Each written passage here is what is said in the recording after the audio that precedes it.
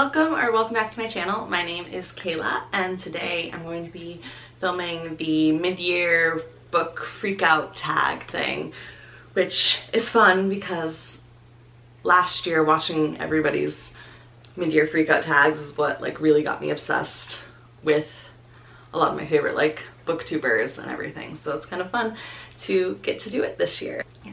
Feels like a big milestone in my booktube journey, whatever.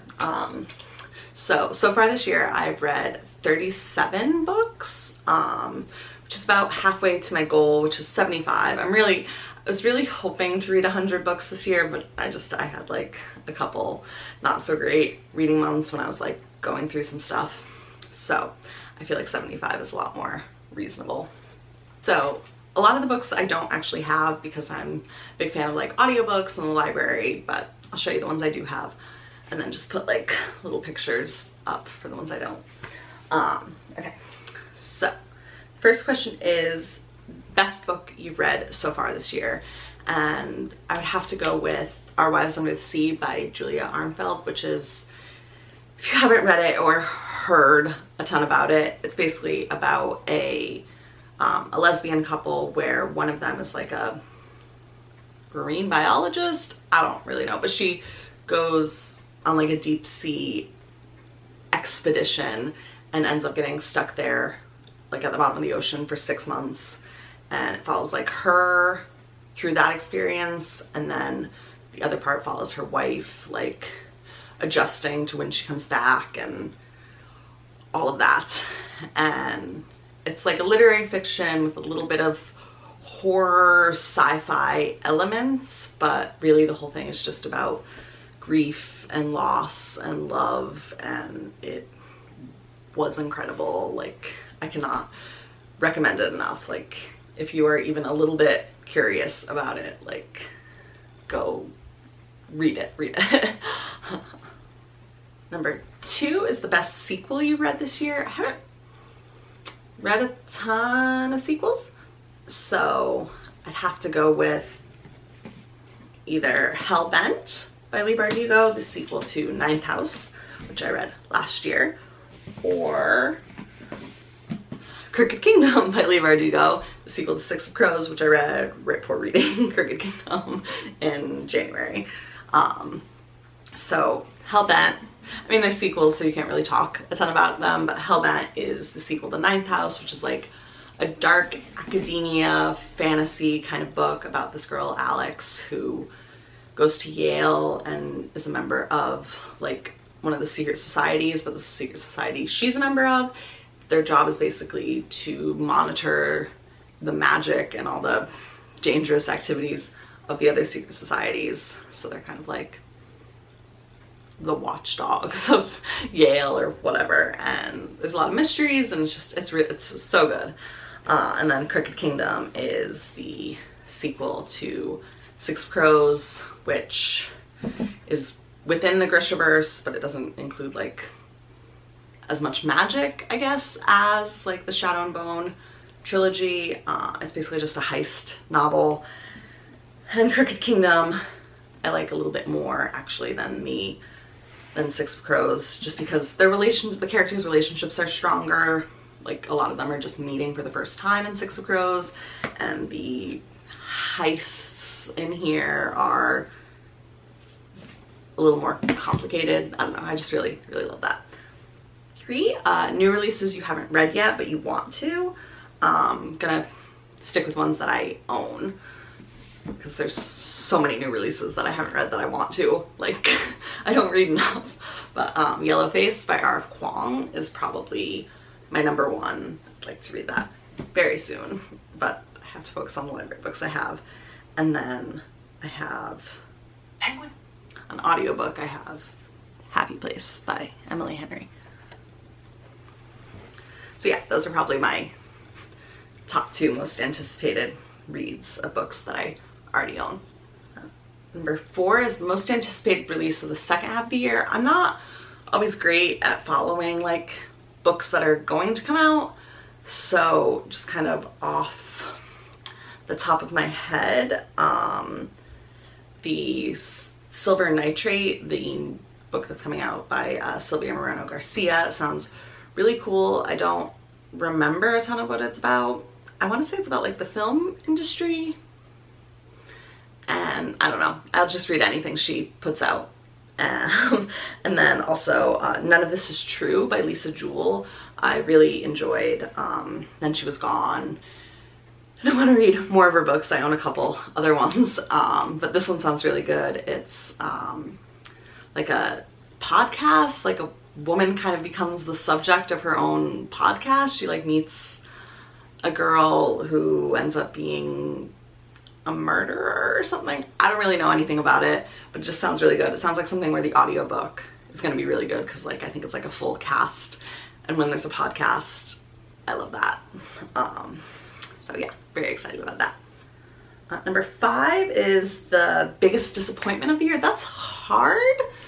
I don't feel like I've been super disappointed by too many. I've DNF'd a couple books that I just wasn't feeling, like, but that doesn't mean that they're bad or anything. I would say I had really high expectations for, I didn't pull it out, but Carrie Soto, for Carrie Soto's Back by Taylor Jenkins Reid, and I did really enjoy it. Like I had a fun time reading it, but with how much I really liked the character of Carrie Soto in Malibu Rising, like I thought she was a really good place for like a novel to come from.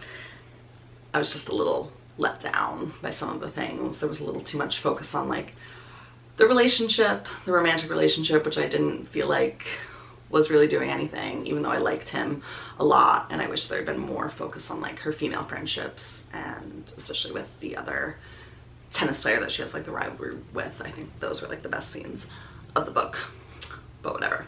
It was good. I still gave it like a 3.5 or whatever. It was good. Just, I'm usually giving Taylor Jenkins Reid books like 4.5 stars, so a 3.5 for her isn't great. 6 is The Biggest Prize, and I have 2 for that, because definitely A Farewell to Arms by Ernest Hemingway, because I had read Hemingway in high school and hated it and was so worried about trying him again, and I read it for the Game of Tomes book club, and absolutely loved it, and was just like floored by how much I loved it. And then the other one is A Court of Mist and Fury by Sarah J Maas. Another one I expected to just kind of hate. Like I skipped the first one because I thought I was going to hate it that much, and like I will, at this point honestly, I'm like, I sometimes I kind of want to go back and read it before I read Wings and Ruin, because I'm like not as much of a hater anymore, and like she's like a pretty good writer, and like the characters especially, like I feel like that's the way to sell the book. Like the romance is good, but the romance is good because the characters are good. I really like all the characters, and I don't know if liking Feyre is an unpopular opinion, but I really like her as a heroine. Like she's not like a top, she's not Katniss Everdeen or anything, like she's not a top heroine of all time, but I just think she's really good, and the love interest like Rhysand and all those little pals are great, and like the characters are where she really shines. The plot is fine.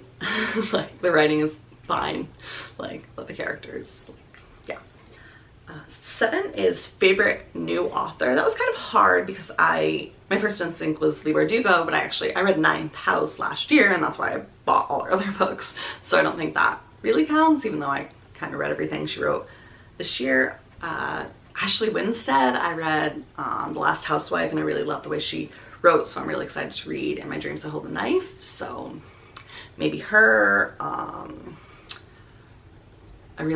It's mostly just authors who I'm like excited to read more about. Ernest Hemingway, I loved A Farewell to Arms. I've started A Movable Feast, his short story collection. I'm in the middle of that right now, so I really love him, which is shocking and fun. 8 is Newest Fictional Crush.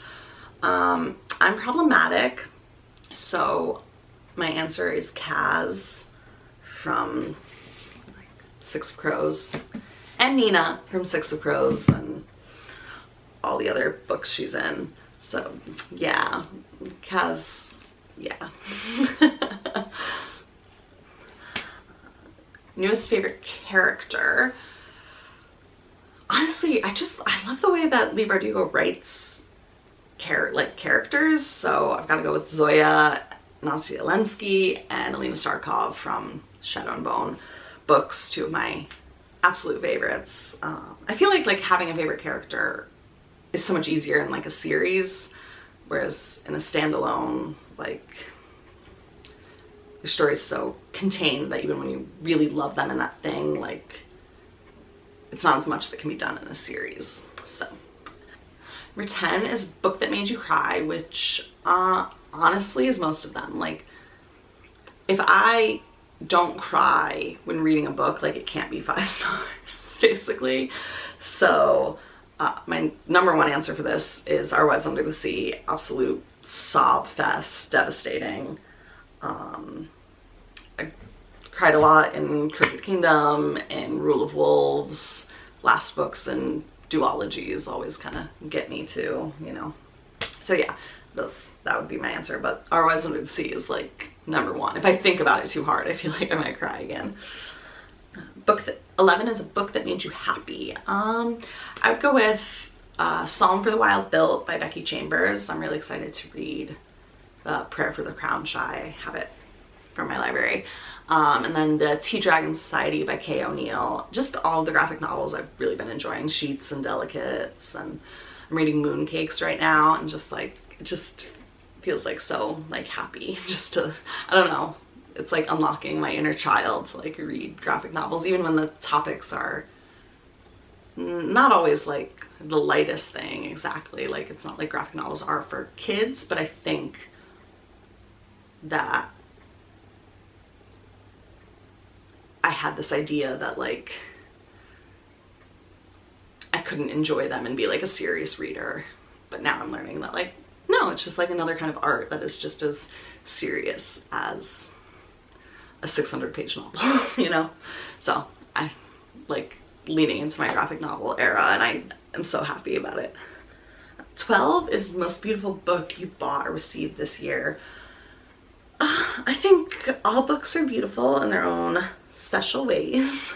Hardcovers usually tend to be more beautiful, but I don't tend to buy like the Fairy Loot editions or those really intense ones with the sprayed edges and everything. Like, it doesn't always seem worth it to me. But I would say that this collector's edition of The Alchemist with these gold foiled edges and a little like bookmark thing is probably my most beautiful book right now. Yeah, so I'm very happy to have this. I have like 3 copies of this book, but yeah, this one is so beautiful. And number 13 is what books do you need to read by the end of the year? All of them. Like, if I own it and I haven't read it, I need to read it, but my priorities are kind of the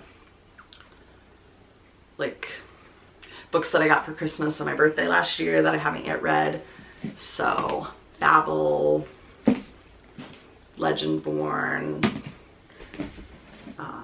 In My Dreams I Hold a Knife, I should finish If We Were Villains. I'm literally like halfway through this and just got bored of it.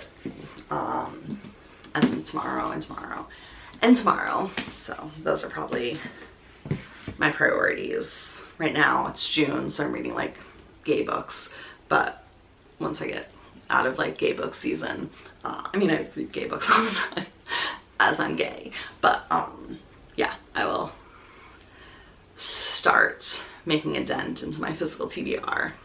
Very excited about that.